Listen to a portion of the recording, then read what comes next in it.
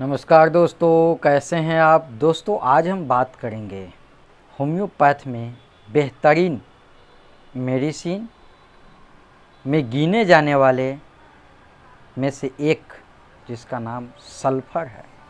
दोस्तों सोरा, साइकोसिस और सिफिलिस, ये तीन प्रक्रिया है। तीन तरह की समस्या की वजह से रोग होता है, होम्योपैथ का मानना है, जिसमें आज हम चर्चा करेंगे सोरा विष पर। तीन प्रकार का विष है।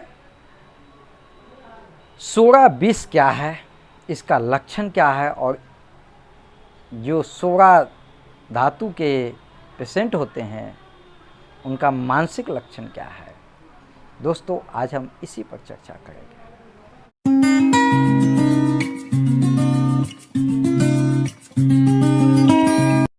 दोस्तों सोरा विष वाले व्यक्ति का थोड़ा कुछ मानसिक लक्षण पर पहले चर्चा कर लेते हैं, और कौन सी परिस्थिति में उन्हें रोग बढ़ता है और कौन सी परिस्थिति उन्हें घटता हुआ मालूम लगता है।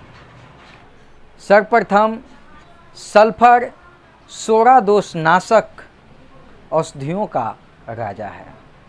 शारीरिक लक्षण: मैला कुचैला, न नहाने वाला और बिखरे हुए बाल। रोगी के शरीर से दुर्गंध आती है, फिर भी वह नहाना पसंद नहीं करता है। शरीर से स्वयं दुर्गंध छोड़ता है, लेकिन वह दुर्गंध भी उसे बर्दाश्त नहीं होता है, फिर भी नहाना पसंद नहीं करता है।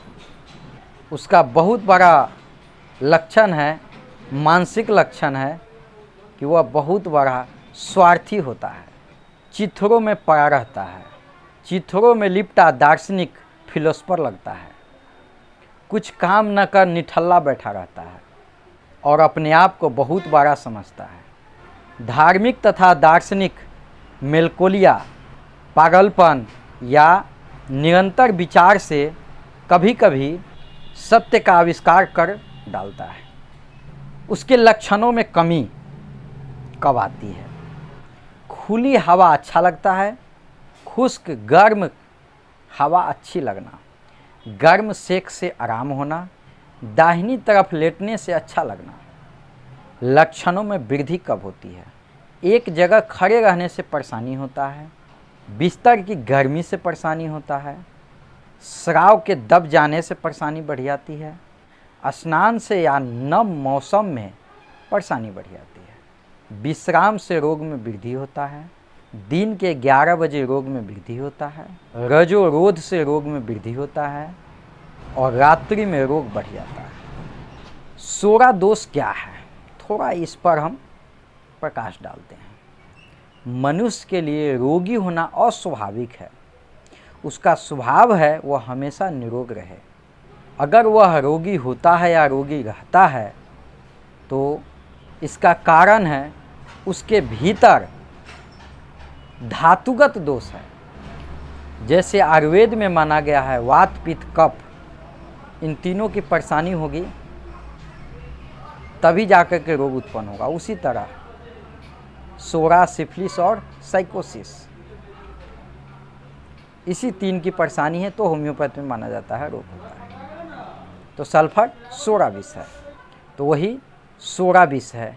सोरा विष नॉर्मल में समझ लीजिए यह खुजली है, चाहे वह बाहर की खुजली हो या फिर अंदर की खुजली हो। जब वही बाहर प्रकट हो जाता है तो उसे सोरा विष माना जाता है और उसे खुजली माना जाता है। आपको मैं बता दूं कि खुजली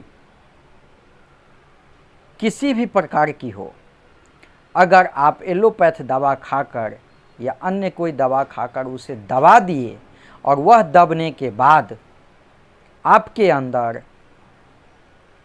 बहुत दिनों के बाद हो या तुरंत हो, अगर जॉइंट पेन पकड़ लिया, नर्व पेन पकड़ लिया, दमा हो गई, मृगी हो गया, पैरालिसिस हो गई, माइग्रेन हो गया, यानी कि स्किन प्रॉब्लम दबने के बाद अंग्रेजी दवा खाएंगे, बीमारी दबेगी, और बीमारी दबने के बाद अगर या कोई भी परेशानी उत्पन्न होती है तो आप उसे सल्फर दे सकते हैं। यह बहुत ही बेहतरीन मेडिसिन है दोस्तों। चलिए दोस्तों, अब हम बात करेंगे इसके कुछ अन्य लक्षण पर। सल्फर का मानसिक लक्षण बहुत विचित्र होता है। वह चित्रों में लिपटा हुआ पड़ा रहे, कितना भी गंदगी में पड़ा रहे, बाल बिखरा हुआ है, कई दिनों से नहाया नहीं है, उसके कोई फिक्र नहीं है। वह जिस प्रश्न के पीछे या जिस बात के पीछे वह पड़ गया, वह किसी भी कला लगा करके, चाहे जो भी मेहनत करके उसे पहले वो ढूंढ निकालेगा। और वह अपने आप को बहुत बड़ा दार्शनिक समझता है, बहुत बड़ा फिलोसफर समझता है, और उसे इस बात से कष्ट होता है कि लोग उसे कदर नहीं करता है, लोग उसे बड़ा नहीं समझता है। उसका सामान, उसके टेबल पर पुस्तक, उसके बिस्तारा पे पुस्तक, जो जहीं बेढंगा पड़ा हुआ है, उसे उसकी कोई चिंता नहीं